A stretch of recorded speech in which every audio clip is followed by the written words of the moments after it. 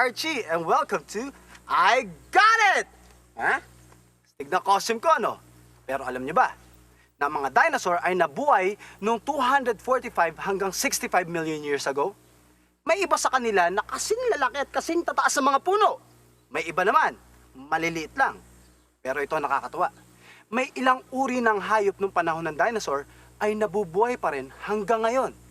Kaya naman papasyal ko kayo ngayon sa isang lugar kung saan makakakita tayo ng dragon. Oo nga, dragon nga yung maniwala. O tara, samahan niyo ako.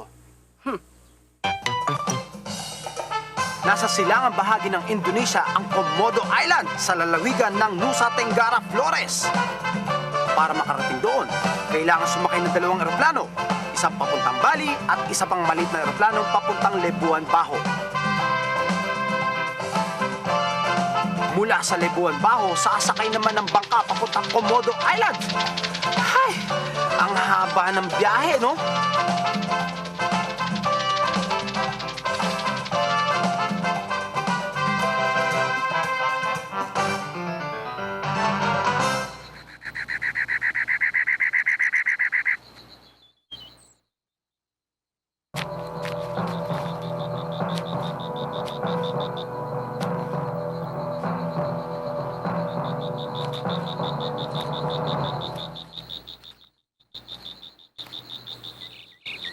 Nandito na tayo ngayon sa Komodo Island. Ito ang Komodo National Park sa Loyang. Nasaan na kaya yung mga dragon? Ayun na yung mga dragon. Huwag mo na kayo maingay, ha? Ayun na. Ah! Ang Komodo dragon ay isang species ng giant lizard na nabubuhay pa rin hanggang ngayon. Wow! Tingnan nyo ang mga kuko ng Komodo dragon. Ginagamit nila ang mga ito para paggutay-gutayin ng mga hayop na kakainin nila. May ilong din ang Komodo dragon, pero hindi nila ito ginagamit bilang pang-amoy. Kahit na malalaki ang mga Komodo dragon, maliliit ang mga ngipin nila. Pero wag ka, sobrang talas ng mga yan. Teka. Rewind natin ng konti. Yan ang tenga ng Komodo dragon. Lalaki o male ang Komodo dragon na ito. Umaabot hanggang 3 metro ang haba ng mga lalaking Komodo dragon at umaabot naman ng hanggang 90 kilos ang timbang nila. Ito naman ang babae o female Komodo dragon. Tignan natin ang pagkakaiba ng sukat nila. Mas mahaba ang male Komodo dragon kaysa female Komodo dragon, di ba? Mas malapad din ang katawan at ulo ng mga male Komodo dragon.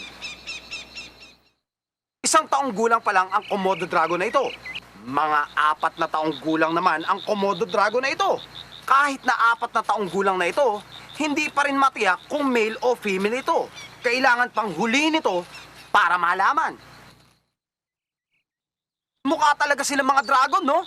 Kahawig nila yung mga Chinese dragon sa mythology, yung may mga mahabang panga, nagsasangang dila, may mga kaliskis, malalaking kuko at mahabang buntot.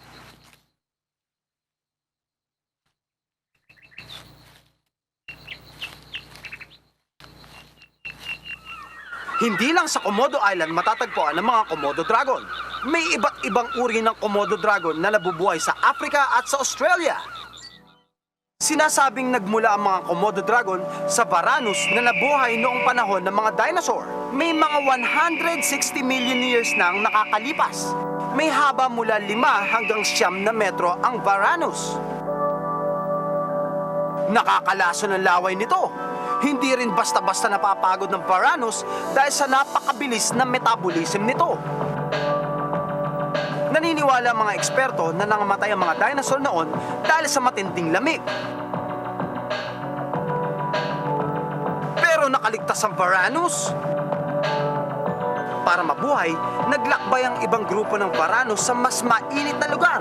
Ito ang Australia. Sa Australia, ang tawag sa Komodo dragon ay Megalania, nang ibig sabihin ay giant lizard na halos 5 metro ang haba. Nabubuhay pa rin ang Megalania hanggang ngayon. May pagkakaiba man sa mga hugis at laki ang mga Komodo dragon, magkakapareho pa rin ang lahing pinanggalingan nila.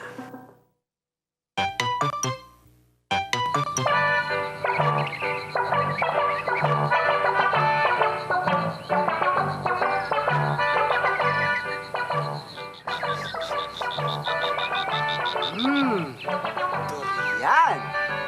Naamoy natin ang iba't ibang bagay dahil sa ating ilong.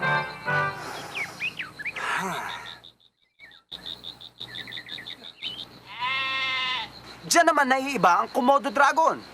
Sa halip na ilong, dila ang ginagamit nila na pang-amoy sa mga hayop na pwede nilang kainin.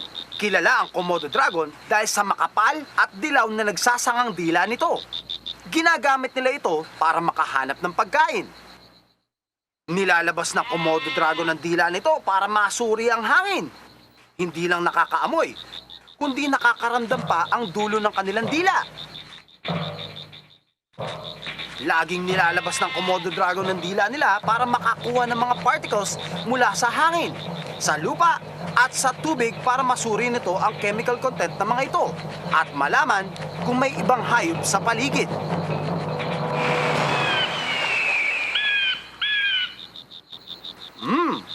Mukhang may naamoy siyang pagkain sa taas ng puno.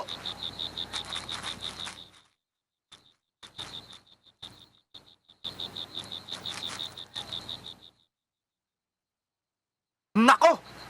Kaya din nilang umakyat sa puno! Pagkatapos kumain, nagbibilad sa araw ang Komodo dragon. Parang sunbathing yan. Ginagawa nila ito para mas mabilis na matunaw ang kinain nila.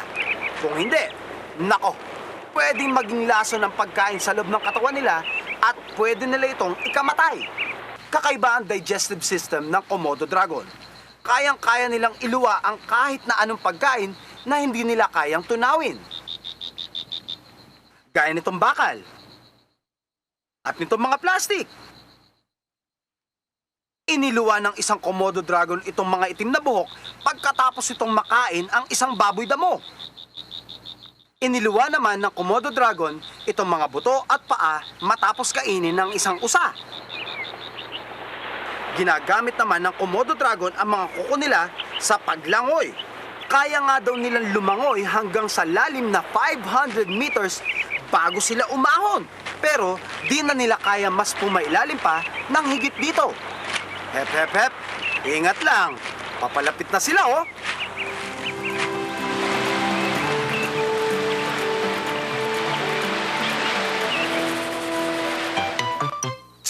Kakaiba talaga ang Komodo dragon.